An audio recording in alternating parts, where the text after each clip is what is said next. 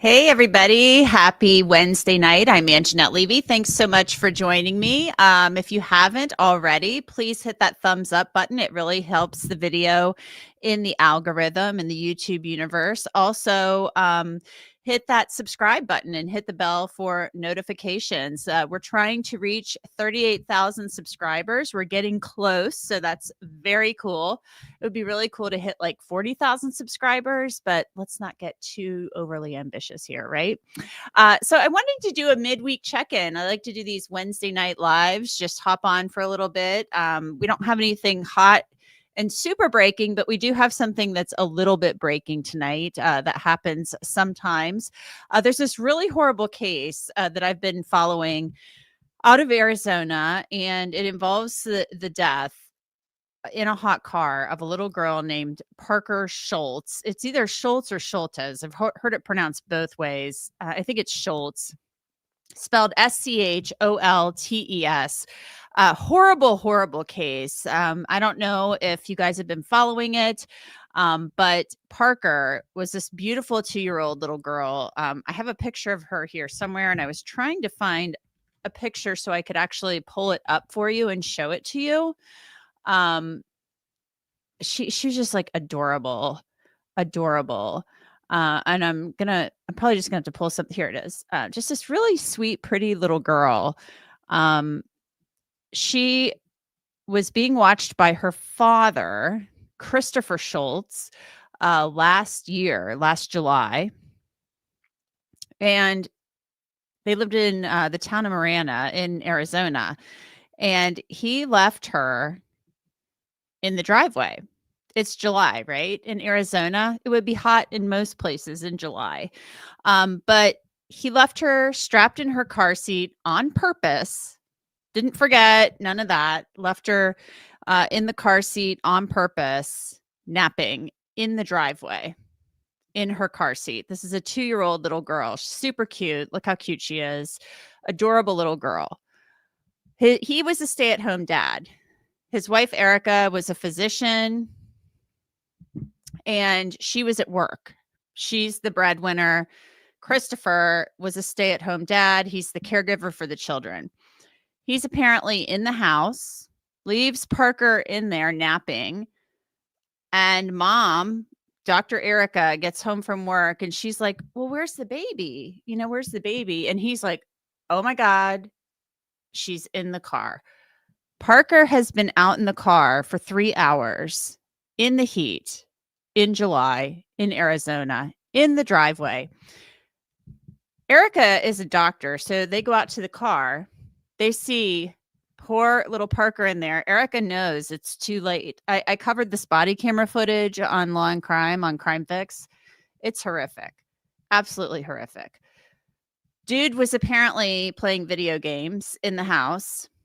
They come to realize he says he left her in there with the air conditioning on, but after a time it would shut off. Well, later on they find out that's likely not the case, that he just left her in the car, and that he would routinely, according to the other children, leave her in the car to nap. Typically he would leave her in the garage, but he didn't do it that day. He didn't park in the garage because the exercise bike was in the garage. So he left her out in the driveway. And I think later on the cops realized the car wasn't even on, and the car shuts off after a while. Then, so he was charged with second-degree murder. They up it to first-degree murder after they determined this is child abuse, because the other children and the wife, they find out that the wife, basically, when they're on the way to the hospital with the baby, because she knows the baby's dead. She knows that Parker is dead. She literally says, it's too late. She's gone. She says in a text message to Christopher, she was perfect. How could you do this? I've told you not to do this so many times. And he's like, I'm sorry. Well, she's like, I've told you not to do this. I'm going to cover this whole thing on Crime Fix tomorrow. Lay it all out for you. But so he was charged with first-degree murder because the prosecutors determined as child abuse. The kids, Parker's siblings, tell the cops, yeah, he did this like 50 times. Like, he's done it so many times, left Parker in the car. Poor little Parker just dies this horrific death. They believe her body temperature was like 108 degrees, or at least in the car, it was 108 degrees. Christopher Schultz pleaded not guilty. He turned down a plea deal in March. His trial was supposed to start this coming week, next week. Well, today he pleaded guilty to second-degree murder. So he's going to do some major prison time. Horrible, horrible case. Really horrible case. So, just really awful. I forgot to shout out the mods. Thanks to the mods for being here tonight. Webby, Melmac, Mo, Nana, and Monty are all here. Thank you so much. I've got some other people who want to come on as mods too, so we'll be talking about that with them soon. Again, I apologize for not being in touch. So little Parker Schultz should still be here. Beautiful child, not here. It just came out in the last week or two too that apparently he was searching for porn too while Parker was out in the driveway in the vehicle. But the judge was not going to permit the jury to hear about the porn searches because of, it'd be really prejudicial. I think there were enough facts to get a conviction anyway. The next thing I'm going to tell you about is a hearing that will be coming up in the Idaho case, the Idaho 4 case. It's pretty much over, but there's still this issue of restitution. The judge ordered restitution in this case at sentencing. Judge Hippler, he's like Hippler the Hammer. That's what I kind of call him. He basically ordered that Bryan Kohberger was going to pay restitution, and that anything that goes into his books, his account in the jail or the prison rather, it should 20% of that should go to the victims to compensate them for their loss. He ordered the compensation to all of the families. I can pull up actually one of those because they applied for compensation for some of the families. And let me pull this up for you and show you. I've actually got the most recent filing. But and when I say filing, I mean like the order, I should say, from Judge Hippler ordering, it's a civil judgment fine for the victims, and it went to each one. So I'm going to pull up the one for Kaylee's family right now, and I'll show this to you. So here's one of the things that Judge Hippler ordered.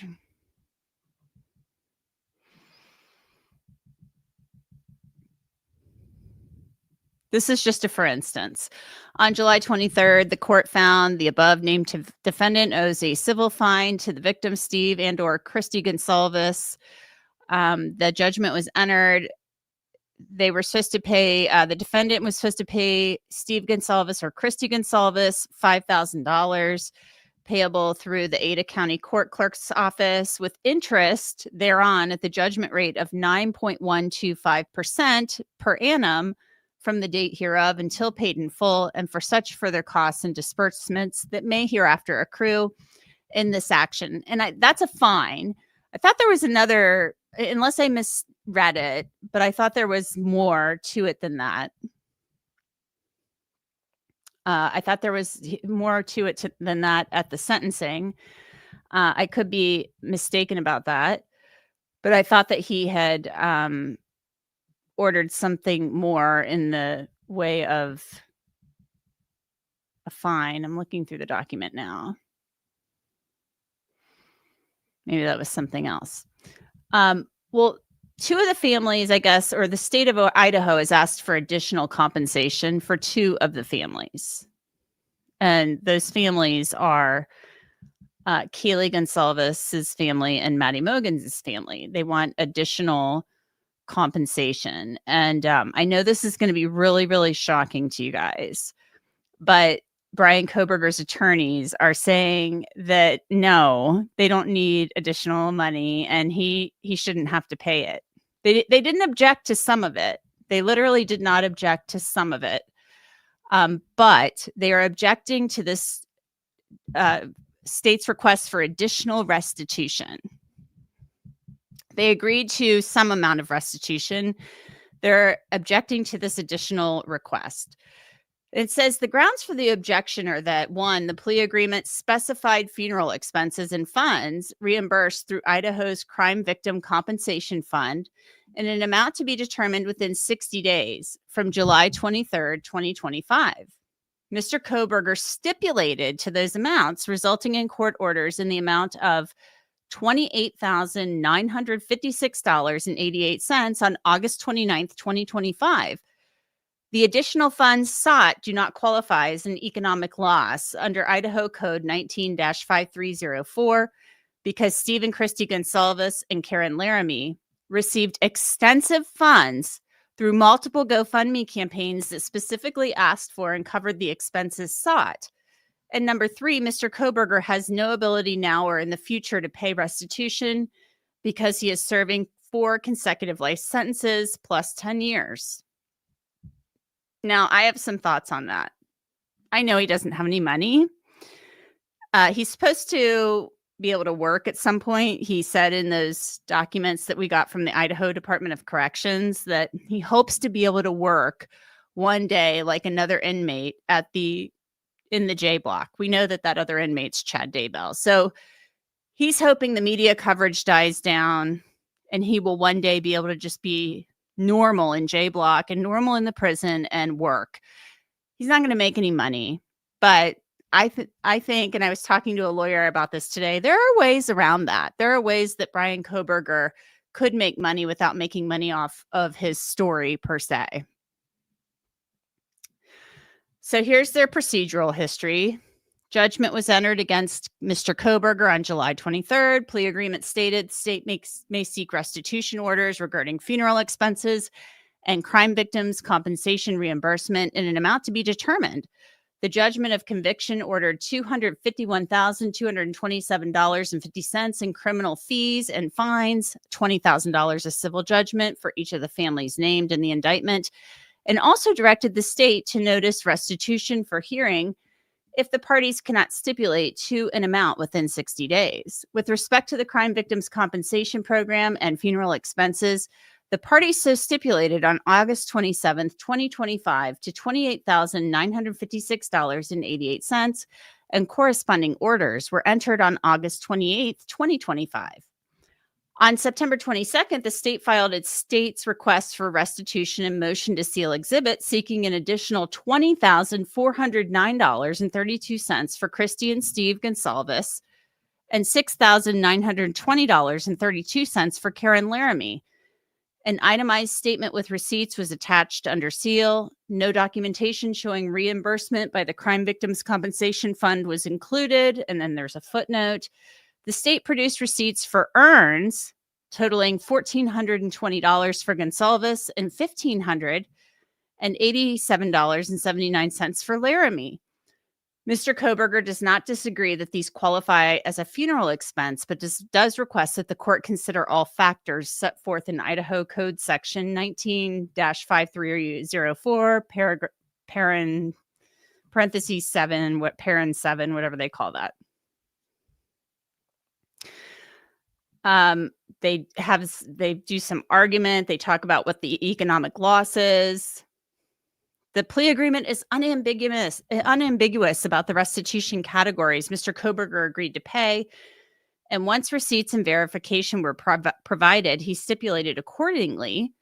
This court must consider contractual terms that are expressly provided in the plea agreement, as well as those contractual terms that are implied.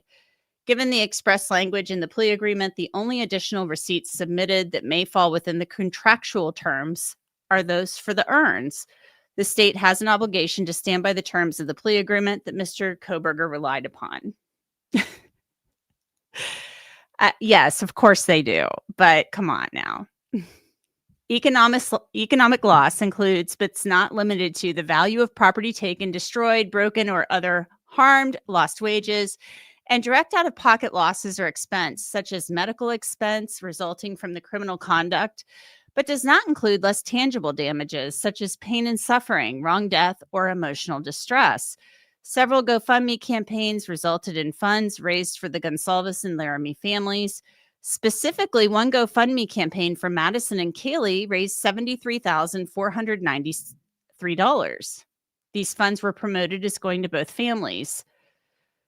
And so another GoFundMe campaign for Karen Laramie raised $48,815 to help Maddie's family attend the Idaho trial, and also clarified that the funds were in fact used to travel to Boise for hearings, including the sentencing. A third GoFundMe campaign for Steve and Christy Goncalves raised $85,583 for the purpose of attending court hearings in Boise after the venue changed. And then they show that, let's see, I was looking for this and then I couldn't find it. So let's pull this up real quick. It says fundraiser not found now.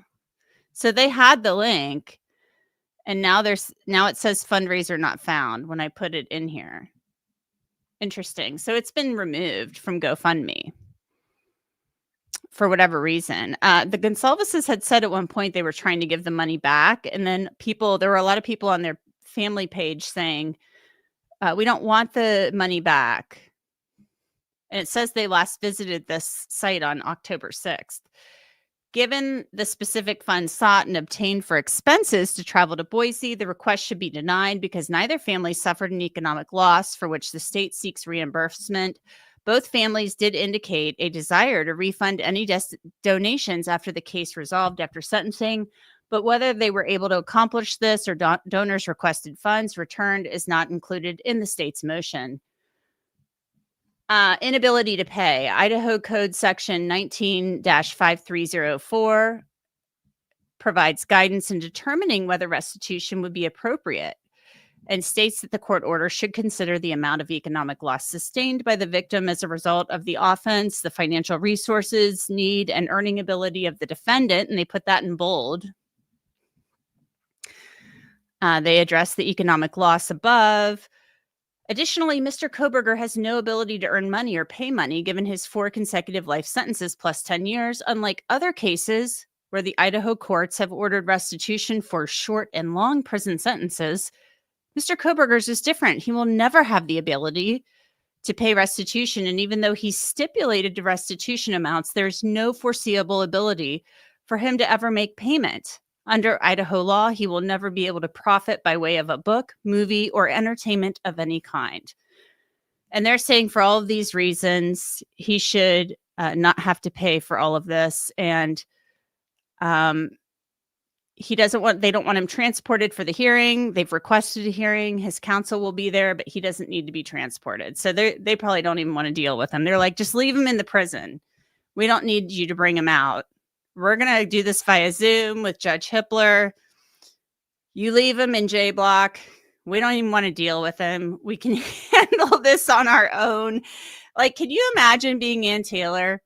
She probably had such a hard time dealing with him already. She's like, I don't need to see him. I don't need to deal with him. So what do you guys think of this? I mean, I really think that so here's my opinion on this. I think there are always ways around these people making money. I'm not saying he's going to get rich, but somebody is going to eventually make a documentary. His family members may eventually talk. I kind of doubt it, but they may. Maybe they will, maybe they won't. Somehow he's eventually going to want to talk, and he's going to want somebody to gain off of that, especially himself. From what Judge Hippler said, any money that goes into his prison account, goes on his books, whatever you want to call it, I think 20% of that has to go to the victims. So that's probably not a lot of money. But we don't know if we know that he's got supporters. We know he's got a fan club of sorts. Are people putting money on his books? Is somebody who's trying to get him to talk to him or her, saying hey, yeah, and putting money on his books to try to grease the wheels? I don't know.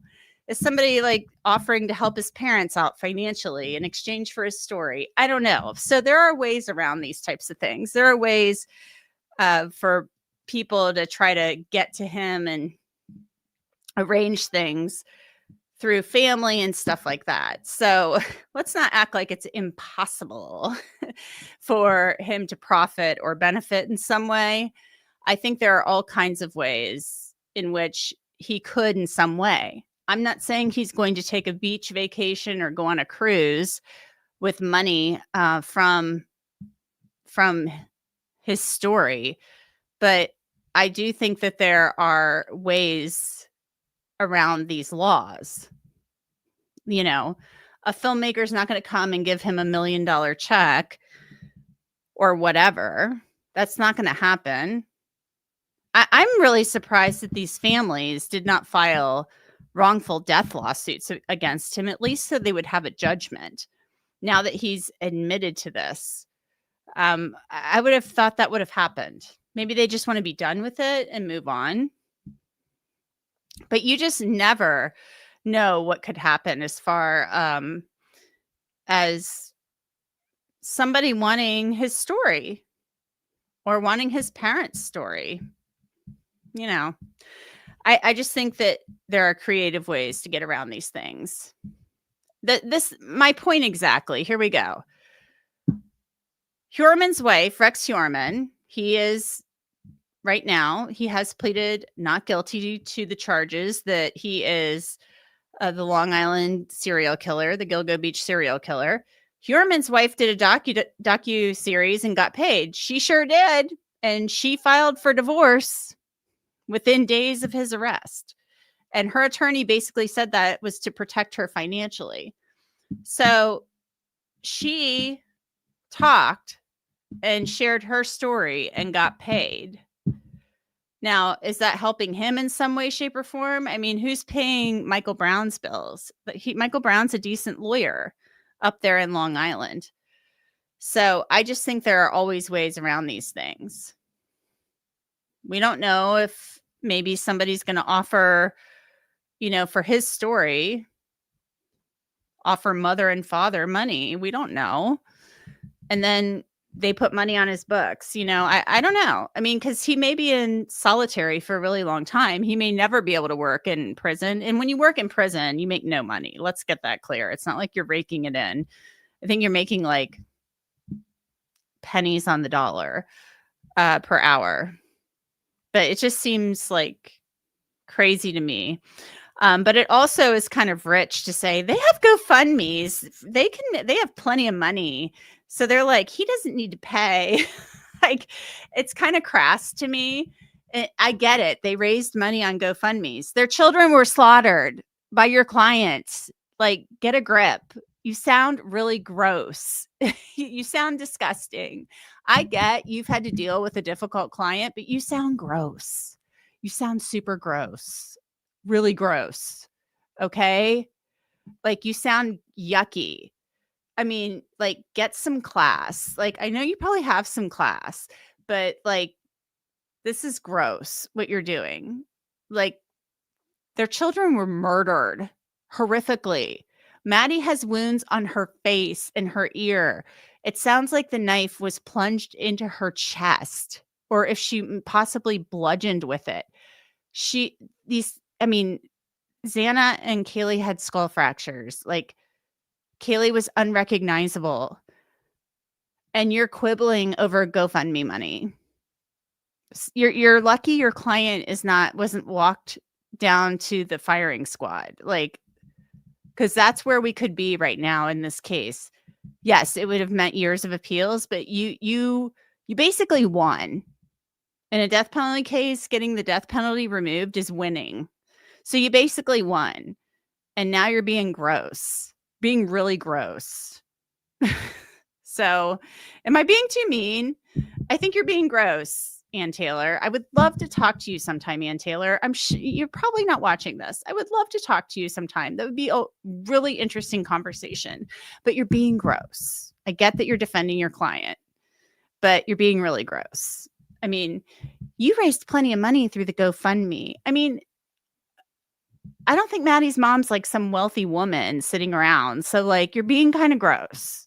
Like, her only child was slaughtered and your son did it.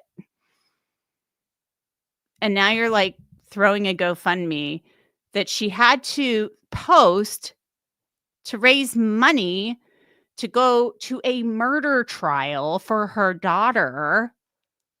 And like, she didn't even make anywhere near, she didn't raise anywhere near the money that the Goncalveses did. And GoFundMe gets a cut of that. And you're throwing that in her face. Like, gross. Really gross. I do too. I told you guys how I ran into, I did, didn't I? Didn't I tell you guys how I ran? I think Anne will write a book one day too. Ted Bundy, one of Ted Bundy's lawyers, wrote a book. Yeah, that's why they're like, oh, we're not making any public comments right now. You know, like, well, first of all, they're not making public comments because, they're not making public comments because they've probably like gotten death threats and stuff. And a lot of defense attorneys are just from that school of thought where, you know, they're like, don't ever talk to the media. No, never. And she may be from that generation. Do not talk to the media. They are terrible. That's what defense attorneys were always told, that don't talk to the media. They're evil. They're horrible. Well, when you have a case like this, I'm not really sure that's the best course of action. Maybe it is. But I'm sure she is tired. I mean, can you imagine dealing with him after reading those grievances from the prison? I mean, I want to see Ann Taylor's book. I want Ann Taylor to call me. I mean, we need to talk, girl. Girl, if you're watching this, call me. Like, call me. I've sent you emails. I stopped because I just was like, this is like, why? I'm just kind of like, when you tell me you're not going to talk, like when you basically don't, like when you're in court and you're like, we don't even respond to emails from the media because, you know, we just don't want to deal. We just think we shouldn't do that. I'm like, okay, then I'm just not doing it. Why waste my time? I know you're not going to answer. So, yeah, it's just like, I don't know. So it's like, why waste my time?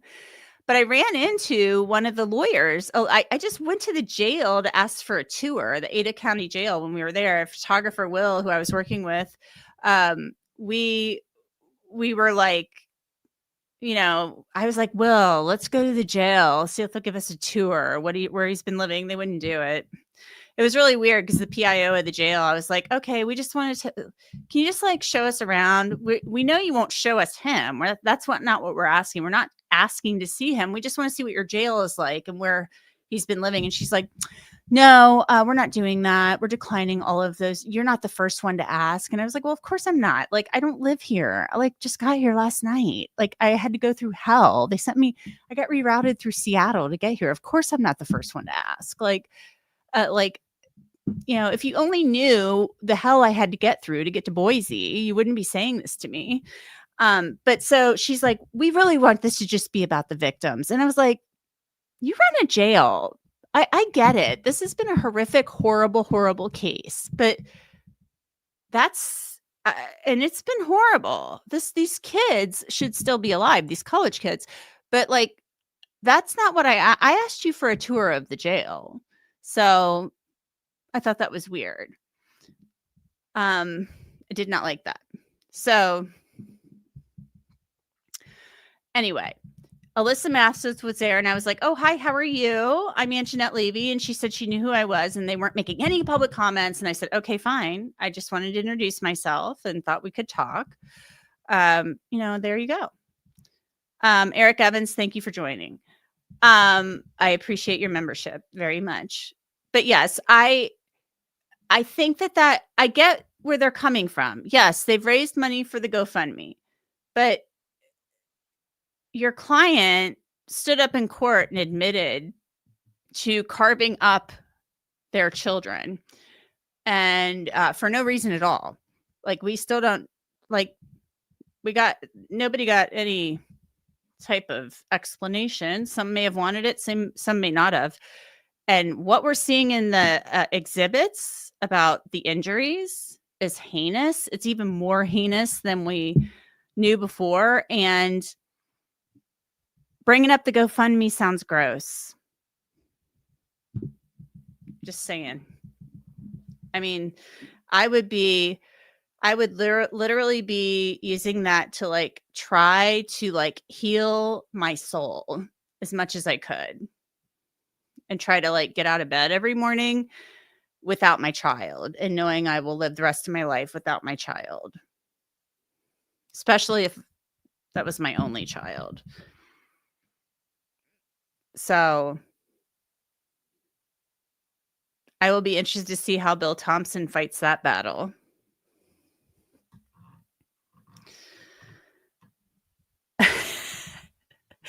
I'm not laughing at what we're talking about. I'm laughing. KLB says, I know this has nothing to do with what you're reporting, but I really love your hoodie jacket. Thank you. I very much appreciate that. I'm wearing this because I'm chilly and cold and because it hides my TENS machine. I'm wearing my TENS machine so I can sit here and talk to you in case you missed my spiel about my my neck and back issues. So there you have it on that front, guys. There will be a hearing on November 5th. I expect some fire. Is Judge Hippler going to be like, I thought I had you people out of my hair? I know he doesn't have any hair, but I just, yeah. I got this at Costco like a year or two ago. I love it. It's furry. It's not that warm, but I like it. It's soft. It's like the softest thing I've ever owned. But yeah, Hippler is literally going to be like, oh, somebody says not Judge Hippler. Is it not Judge? It's Ada County. I'm pretty sure it's going to be Judge Hippler. But literally, like Judge Hippler's going to be like, I thought we were done with this. I thought I was just unsealing stuff. And now you're going to be like talking about this. Is he going to like go off on them? Like, is he literally going to go off on them? Tim Harris asks, I missed it. Why do 2 victims get extra compared to the other 2? Well, they don't necessarily, but the prosecution requested it on behalf of the other 2 families, and it has something to do with urns, the cost of the urns. I don't know. You know what I do think, though? These urns are super expensive. I feel like these funeral homes are kind of like the vet. When you go to the vet and your pet is sick, they know they've got you. I hate to sound like that, but I'm sure there's quite a markup on these things.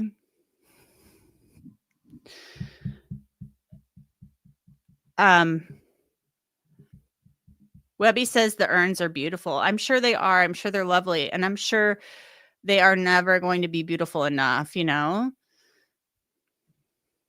Ed Riley, the Idaho 4 case is nowhere near over. There's still killers out there per autopsy reports. One person could not have committed these crimes. Okay, well, Ed, I need to know then what your response is to Bryan Kohberger standing up and being like, I did it. And Judge Hippler saying, we don't want you pleading guilty to something you didn't do.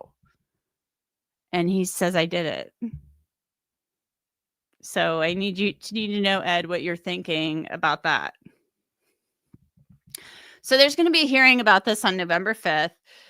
Can't wait for you guys. Wait to see this. I don't know what Hippler's going to do. The law is the law. He seems to stick to the law. He's already ordered the restitution. They're asking for additional restitution. So I don't know what's going to happen with it.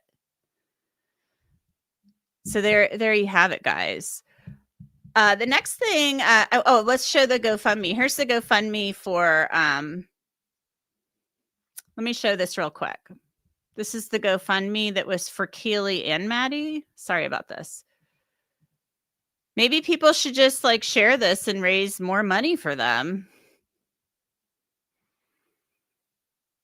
The goal was $40,000. It's raised $73,493. Madison and Kaylee. Jesse Frost started it for Karen Laramie. And then this is help Maddie, or I'm so sorry, help Kaylee's, or I apologize, help Maddie's family attend the trial. And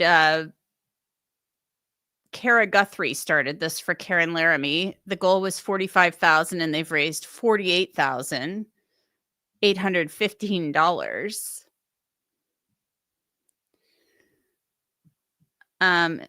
You know, a lot of people wanted them to keep the money. They donated the money because they wanted them to have it and they wanted to help. A lot of people don't know what to do and they want to do anything they can to help people. And so they're like, if they can donate $20 to help somebody, it makes them feel like they're helping somebody because they are. So I don't know, like people wanted them to have that money. So the next thing I'm going to talk about, yeah, I agree with you, LJ. No consolation to losing your child. Not at all. I'm sure they'd give back every penny of that to have their children back. I want to touch on this very briefly. I haven't watched any of this, but I have to watch a little bit of it tonight for work. I guess it's called homework. I have not watched this. I covered the Murdaugh case from beginning to end. Big, huge case. I covered that trial. Insane in the membrane. Nuts. I have a lot to say about it, but I have to watch a little bit of this tonight. I've heard mixed reviews of this. Some people have written good reviews. Other people have trashed it and said it's horrible, that it's like not factual at all. So I will be very interested to see what I find when I watch it. But it's getting some buzz, and I'm going to be covering a little bit of this on Crime Fix this week, and I will be talking to somebody about it tomorrow. And that will be on Crime Fix this weekend. I will not be telling you anything more about it. But yeah, crazy show. I don't know if any of you have watched it. Melissa Watkins says, I wasn't a fan, but the acting was great. Very interesting. Patricia Arquette plays Maggie Murdaugh. So I think that's kind of interesting. Patricia Arquette. Yeah. So Beautiful Messy Ball says, I didn't know there was a Hulu show. I watched the Netflix doc. Now I have something to watch besides the Crama. Okay. Yes. I watched the Netflix doc too. Netflix is being sued over that. So it's pretty interesting. So I'm going to be interviewing somebody about that. Again, as I said, I've read reviews of it. Some say it's terrible and ridiculous, and others say it's decent. So I'm going to be interested to see how it looks. But Ava Riley says you will not like the first episode. Tracy, hey, Angenette, watching from Nashville. Always a pleasure. Thank you, Tracy. I appreciate that. So I'm going to see what I think about it. I'm not going to stay up binge watching this thing. I guess new episodes drop every week or something. I don't even know. But I've read that it does kind of take some liberties with storytelling and things of that nature. I think it's weird the timing of this coming out. What do you guys think of that? And I know some people think that Alec is going to get a new trial, including his attorneys. I'll be interested to see how that pans out. So, I'll be interested to see if he does get a new trial. I mean, I think he may very well likely deserve one based on everything I've seen, but we'll see. I mean, it's all based on the law and how the law is applied and what the South Carolina Supreme Court thinks of it. Beautiful Messy Ball says, I was obsessed with the trial watching you and Gigi. That's super sweet. Super sweet. Our newest member, Eric Evans, says, sipping on gin and juice. I got my mind on my money and my money on my mind. How about that, guys? Yes, Will from Fitz News is great. Love Will. He's fantastic. Paul. It's not Paw. It's Paul. He was Paul in his phone, but it sure did sound like he was saying Paw. Mags and Paw. I don't want to hear that either. It's weird. Mags and Paw.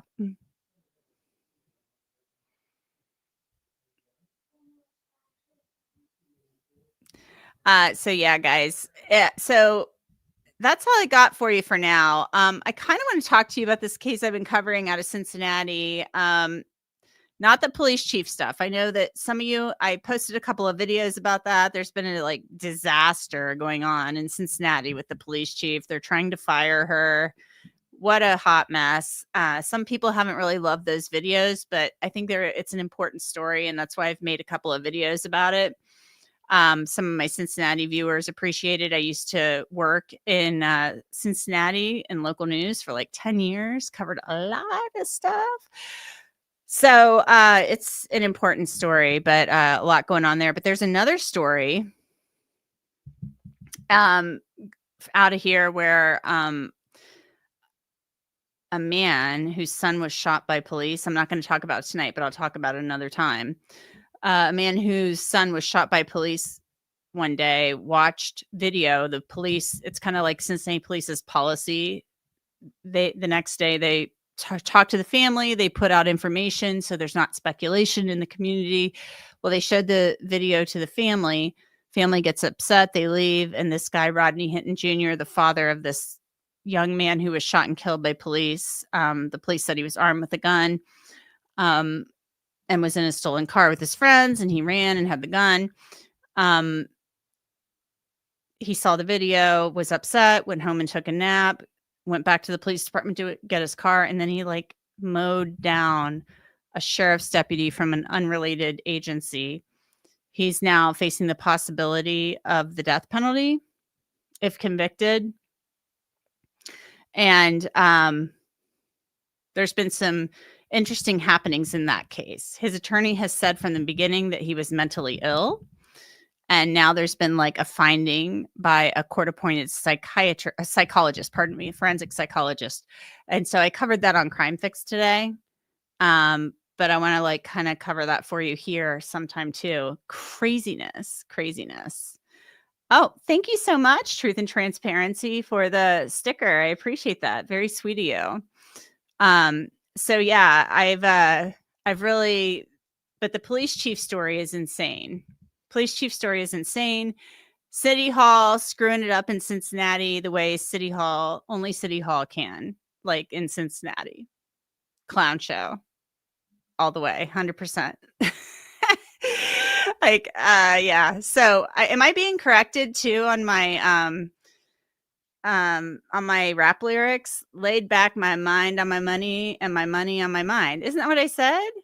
I got my mind on my money and my money on my mind. Did I not get it right? Yeah. I mean, I wouldn't be surprised if I messed it up. I got my mind on my money and my money on my mind. Hopefully I don't get like a copyright violation for that. So it was the other night, guys, Saturday night's video. Oh, you're singing with me. Okay. Thank you, Eric. I'm a little upset. The other night I got a little like dinged on the video we were doing for Christina Formella. I think like I must have said something on there that got me in trouble with YouTube or something. I don't know if I got in trouble. But I did, I guess like, I don't know. I didn't even go into that much detail about Christina Formella and that student, but man, like apparently not suitable for advertisers. Geez, I don't know what I just said or did, but man, I just was like, I didn't even go into that much detail. I just said they had, I guess I have to do it. I don't know. Like, I'm afraid to even say a word or I'm going to get in trouble on YouTube. Like, they had relations in the classroom and at her house. Like, so like, I don't know how I'm supposed to censor that. So, but anyway, someone got a copyright strike just for reading Taylor Swift lyrics the other day. It's insane. Well, guess what? It ain't happening on this channel. There will be no Taylor Swift music or singing on this channel. Okay. So, ain't happening here, guys. You can be assured of that. I have a Taylor Swift story. I bring this up at work sometimes. Because we have a couple Swifties at work, and I've told them I have a story about T Swift from back when I worked in Wisconsin. All I'm gonna say is, yeah, that's all I gotta say. It's back when she was still a country music singer. So guys, thank you so much for tuning in. I really appreciate it. Again, we're trying to reach 38,000 subscribers. It'd be great to reach like 40,000. That'd be like amazing, but I'll take 38,000. Be wonderful. Would love that. So please like and subscribe if you would. Hit that thumbs up, hit the subscribe. I'm going to do my best to get another video up this week. I've got something for you. I'm really working hard to try to get it done. I'm just not like amazing at cranking this stuff out. I'm just me. So we will see how everything goes for the rest of the week. Busy week at work planned. I got some other stuff to do. But I really appreciate you tuning in. Thank you so much. Remember, subscribe, hit the thumbs up. Thank you to the mods, Melmac, Monty, Webby, and Monana for being here. And thank you to the rest of you for being here tonight. I really appreciate it. I will talk to you all soon. Hopefully, I'll be back here Saturday night, if not sooner. Be safe, be well, and be nice to each other. Take care. Bye.